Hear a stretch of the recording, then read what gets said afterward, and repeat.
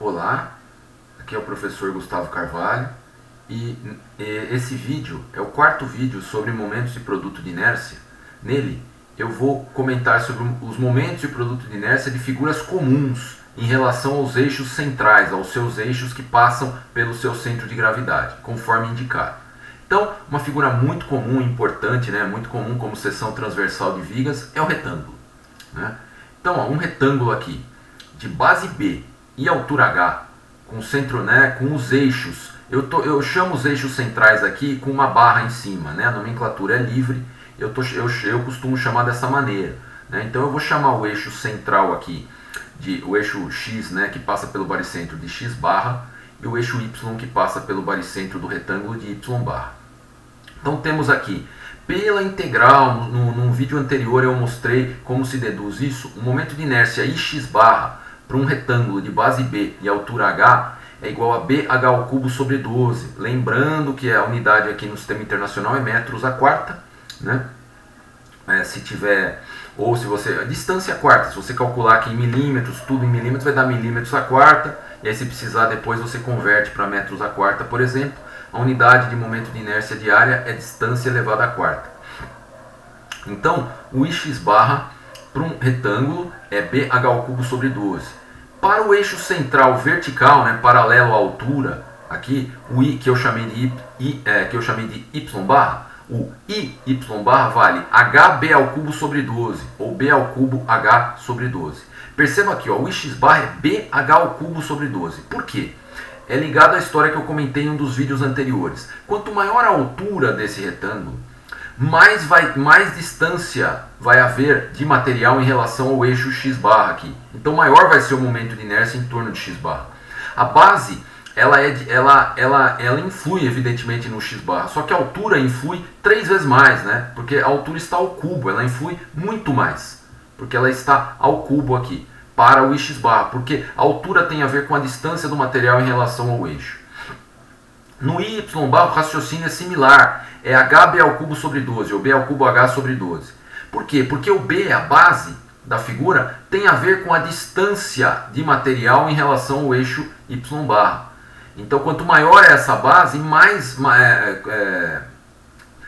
quanto maior for essa base, maior vai ser o momento de inércia ao cubo, porque a base ela significa material longe do eixo Y barra. Então, se eu tivesse uma figura aqui muito fininha, aqui como se fosse uma régua, por exemplo, em torno do eixo Y barra, o que aconteceria? O IX barra dela seria grande, porque eu teria material longe do eixo X, mas o Y barra dela seria pequenininho, porque todos os materiais estariam coladinhos, perto do eixo Y barra. E isso seria deduzido pelo cálculo aqui, por essa expressão. E o produto de inércia, IX barra Y barra, vale zero para essa figura aqui, devido à simetria dos eixos. Essas expressões elas são deduzidas a partir das integrais, que são as definições dos momentos e do produto de inércia, sobre as quais falei em outros vídeos.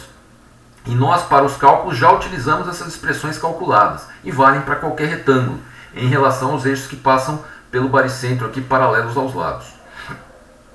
O triângulo retângulo, pessoal, é o seguinte: para os eixos que passam pelo centro de gravidade ou baricentro G do triângulo retângulo aqui, paralelos aos lados, eu chamei aqui de X barra e Y barra, os eixos que passam pelo baricentro, paralelos à base e à altura, é o seguinte: em primeiro lugar, vamos localizar o baricentro.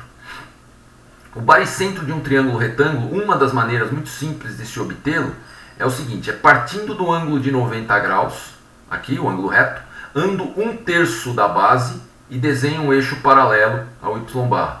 A altura, perdão. Aí eu desenho o eixo Y barra paralelo à altura, andando B sobre 3 aqui, a altura aqui. Não está indicado aqui, mas é B sobre 3. Traço um eixo. Parto do ângulo de 90 graus, ando 1/3 da altura e traço um eixo horizontal paralelo à base, que vai ser o X barra. O cruzamento desses dois eixos é o centro de gravidade do triângulo retângulo. Então, para o triângulo retângulo, a partir do ângulo de 90, eu ando 1/3 da base na horizontal e 1/3 da altura na vertical. Traço os eixos e faço o cruzamento deles, é o baricentro.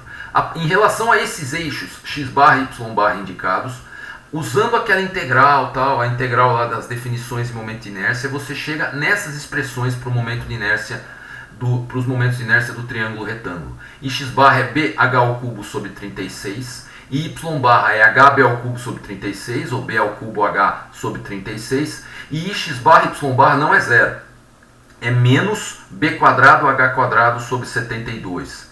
Então, x barra y barra, nesse caso, é um valor negativo.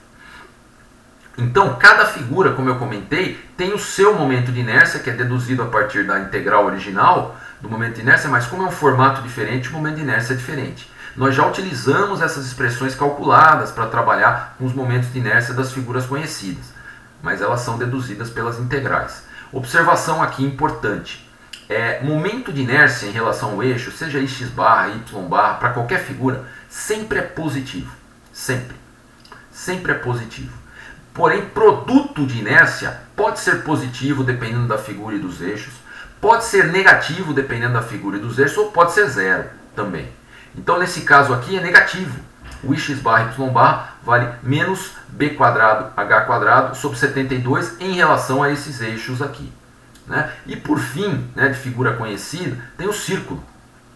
O círculo tem um diâmetro d. Né? Poderia ser em função do raio também, a gente deduziria, a expressão seria dedutível a partir dessa. Né? Mas em função do seu diâmetro, considerando que esse círculo é maciço, os eixos centrais que passam pelo baricentro são dois eixos perpendiculares entre si que passam pelo centro do círculo. O baricentro de um círculo é o centro dele, né? O centro geométrico dele. Dá para se demonstrar que o i x barra para o círculo é π, né, a constante π, vezes diâmetro a quarta sobre 64. E pela simetria radial do círculo, dá para se deduzir, prova-se que o ix barra para o círculo é igual ao y barra. Então o y barra também é π, diâmetro a quarta sobre 64. E o produto de inércia em relação a esses eixos centrais para o círculo é zero. Então essas três figuras são fundamentais. E as figuras complexas que nós tivermos, nós podemos dividir em retângulos, em triângulos retângulos, por exemplo, em círculos. Então, a partir dessas figuras, você consegue calcular momentos de inércia de figuras muito mais complicadas do que essa. No próximo vídeo, eu vou falar sobre como calcular o momento de inércia de uma figura em relação a um eixo paralelo a um eixo central que passa pelo baricentro. Esse é o assunto do próximo vídeo sobre momento de inércia.